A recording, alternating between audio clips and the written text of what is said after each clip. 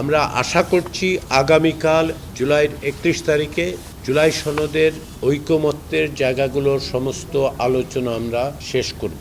আজকের বৈঠকের মাঝামাঝি সময়ে আমরা কমিশনের পক্ষ থেকে কমিশনের প্রধান এবং অন্তর্বর্তী সরকারের প্রধান উপদেষ্টা অধ্যাপক ইউনূসের সঙ্গে দেখা করেছি।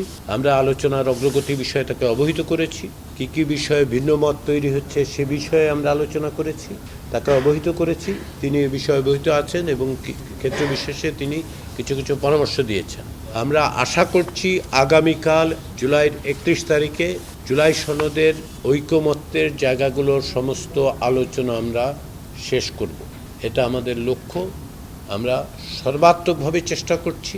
রাজনৈতিক দলগুলোর থেকেও সেরকম প্রতিশ্রুতি দেওয়া হয়েছে, তারা সহযোগিতা অব্যাহত রাখবেন। আমরা আশা করি আগামীকাল যে কোনো এক সময় এই পর্যায়ের আলোচনা অর্থাৎ জুলাই সনদে অন্তর্ভুক্ত বিষয়ে ঐকমত্যের জায়গাগুলোকে আমরা সম্পন্ন করতে পারব। ইতিমধ্যে আজকে আমরা রাজনৈতিক দলগুলোকে প্রাথমিক পর্যায়ের আলোচনায় যে সমস্ত বিষয়ে ঐকমত্য হয়েছিল তার তালিকাটা পৌঁছে দিয়েছি। যদি কোনো সামান্য সংশোধনী ত্রুটি বিচ্যুতি থাকে তারা আমাদেরকে জানাবেন বলে আমরা আশা করছি।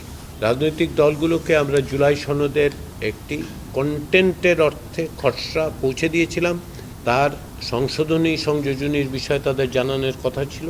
একটা বড় সংখ্যক দল ইতিমধ্যে সে বিষয়ে আমাদেরকে অবহিত করেছেন, জানিয়েছেন। তাদের লিখিত সংশোধনী সংযোজনী আমাদেরকে জানিয়েছেন। কমিশন আগামীকাল এগুলো পর্যালোচনা করে যে সমস্ত ক্ষেত্রে যা প্রয়োজনীয় সংশোধন সংযোজন সেগুলোর উপর কাজ করবে। তাতে করে এই অংশটা সম্পাদিত হবে, যে টেক্সটের অংশটা, অঙ্গীকারের অংশগুলো।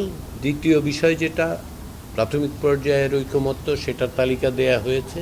এখন পর্যন্ত নারী আসন বিষয়ক সিদ্ধান্ত সহ 14টি বিষয়ে আমরা ঐকমত্যের জায়গায় এসেছি। বাদবাকি বিষয়গুলো যেগুলো আছে, কয়েকটি বিষয়ে কমিশনকে সিদ্ধান্ত দেওয়ার কথা বলা হয়েছে। আলোচনার পরে রাজনৈতিক দলগুলোকে আমাদেরকে দায়িত্ব দিয়েছিল কমিশনের। আমরা আগামীকাল কমিশনের পক্ষ থেকে এই সমস্ত বিষয়ে, যেমন ধরুন উচ্চকক্ষের বিষয়ে এবং তত্ত্বাবধায়ক সরকার ব্যবস্থার যেই জায়গাটায় এসে আটকে গিয়েছে সে সমস্ত বিষয় নিয়ে সিদ্ধান্ত দেওয়ার কথা বলা হয়েছিল। আমরা আগামীকাল সে বিষয়ে সিদ্ধান্ত দেব।